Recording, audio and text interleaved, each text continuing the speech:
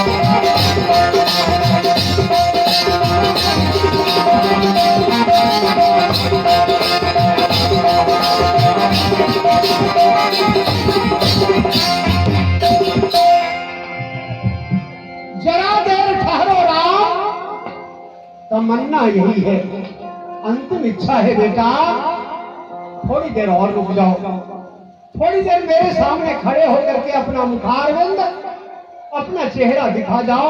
1 2 3 4 दिन की बात नहीं, 14 वर्षों के लिए तुम आंख से ओझल होने जा रहे हो। अभी हमने जी भर के देखा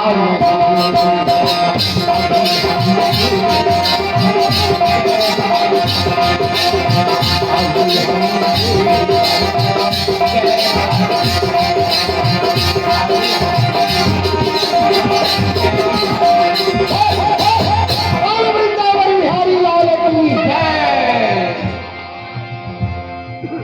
क्या कहती है कौशल्या अपने बेटे राम से, हे बेटा कि कैसी भरी आज जीवन की आज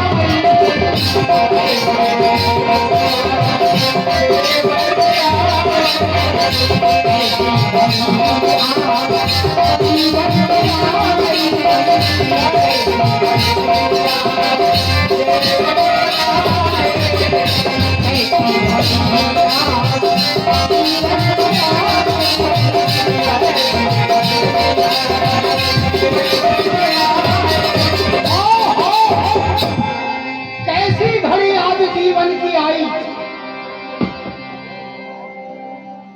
कैसी घड़ी आज जीवन की आई कि अपने ही प्राणों की करते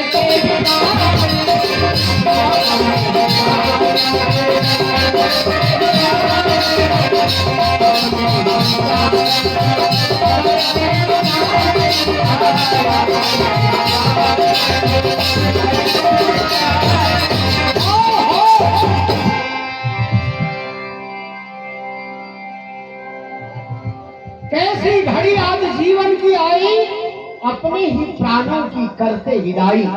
आज भगवान श्री राम को विदा कर रहे, अपने बेटे राम को। वो राम पूरे राज परिवार के प्राण थे, उनकी जान थे, उनके सब कुछ थे, सर्वस्व थे, और उनकी विदाई की घड़ी है 14 वर्षों के लिए एक साथ। महारानी कहती है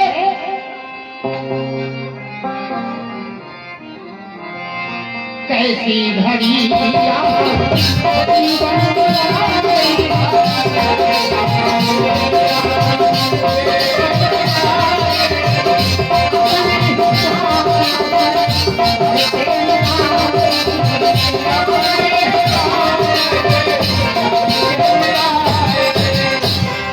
अपने ही प्राणों की करते विदाई।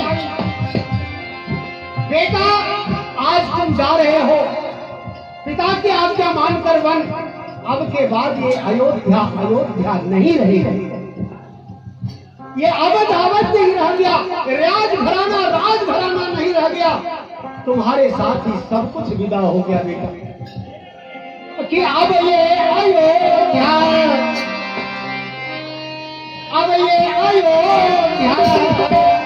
अरे हमारा नहीं, अब ये अयोध्या हमारा नहीं।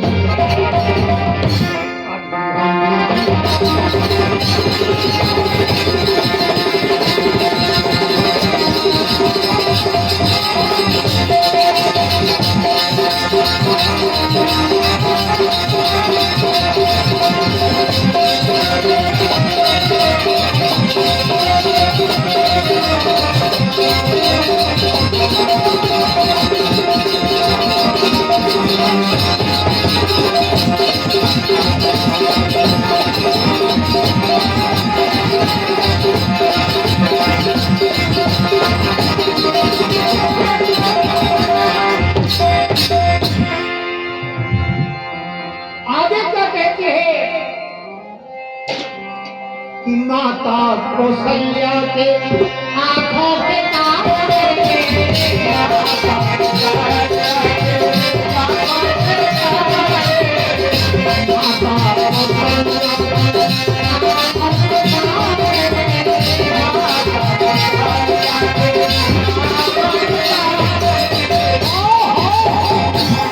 माता कौशल्या की आंखों के तारे और राजा दशरथ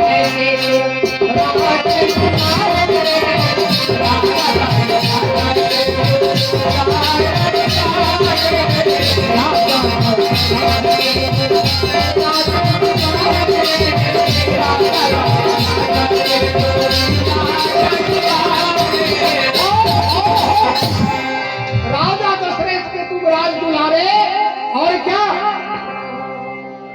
एक बात याद रखना मेरे सुपुत्र, मेरे लाल, एक बात याद रखना, ये राजभवन यही तुमने जन्म ग्रहण किया है, यही पल बढ़कर इतना बड़ा हुआ है। इस घराने को, और घराने में जो तुम्हारे पिता है, तुम्हारी माताएं हैं, उनको कभी भुलाना नहीं,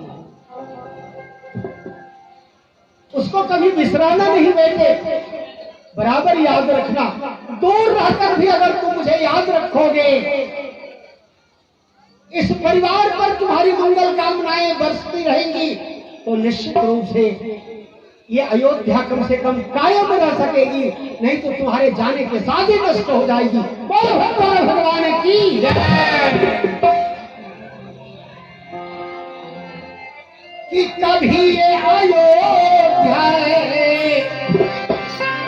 कभी ये अयोध्या भूलाना नहीं है, अभी हमने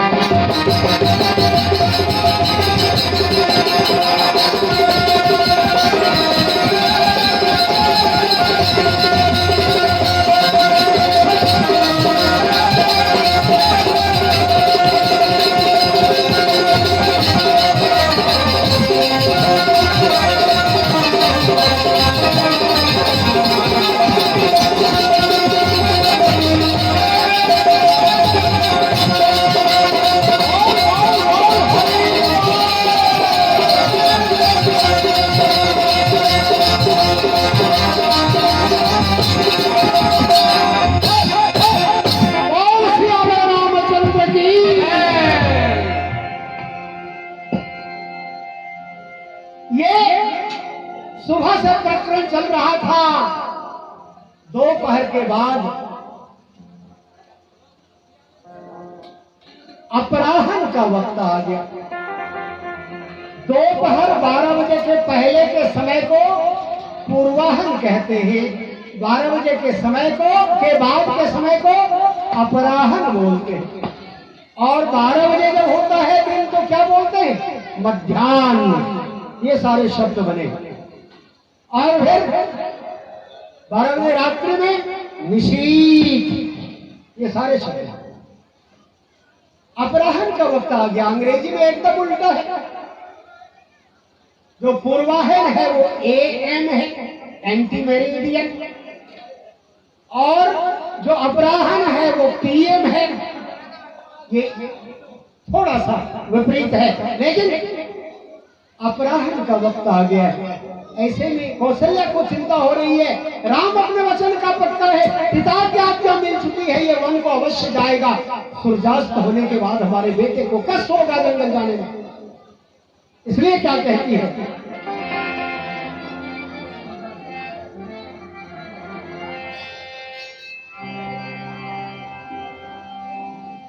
कि जाओ प्रभु राम, समय हो रहा है, जाओ प्रभु राम, समय हो रहा है,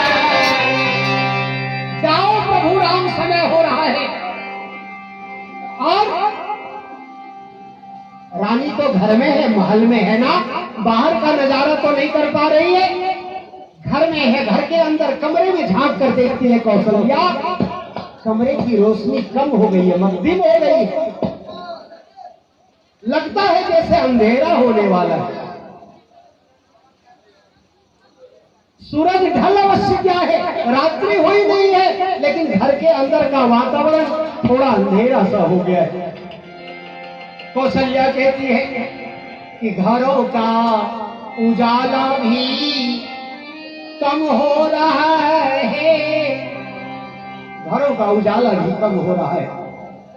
ऐसे में अंधेरी निशा का,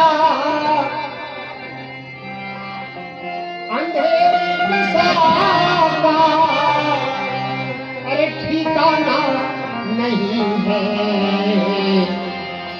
अभी हमने जी भर के देखा नहीं। ये कारण मैया से आशीर्वाद लेकर, मैया की इच्छा पूरी करके भगवान श्री राम बाहर निकले। पीछे पीछे सीता भी चल रही है। प्रसंग में बहुत सारी बातें, मुझे आगे जाना इसलिए यहां मैं ज्यादा वक्त नहीं दे रहा हूं। लखनलाल भी साथ हो गए, बहुत सारे वार्तालाप है यहाँ माताओं के बीच और इन तीनों के बीच, किंतु मुझे आगे बढ़ना है, मेरा उद्देश्य कुछ और है। ऐसे में थोड़ा सा होश आता है महाराज दशरथ को और जब देखा कि बेटा तैयार हो गया, अब नहीं मानेगा, इस जंगल चला ही जाएगा, वन चला ही जाएगा, तो राजा का सबसे प्रिय मंत्री था, नाम था सुमंत। सुमंत को बुलाते, कहा हे सुमंत, राम मेरा एकनिष्ठ है, पिता की आज्ञा को सिरोधार्य करके वो वन जाएगा। एक काम करो, तुम रथ को सजा लो, रथ पर उन तीनों को बिठा लो, राम लक्ष्मण और सीता को, और मैंने वन जाने का वचन दिया है, वरदान दिया है ना, आदेश दिया है, उसे जाकर जंगलों में 1-2 दिन घुमा फिरा के और फिर रथ से वापस ले आओ। सुमंत राजा के आदेश को पाकर के रथ सजाता है, तीनों को बिठलाता है रथ पे और लेकर चलता है। जैसे ही घर से श्री राम बाहर निकले, राजसी पोशाक को जैसे अपने शरीर से उतारा, उनमें वैराग्य का भाव आ गया कि मेरे मन में मां हो,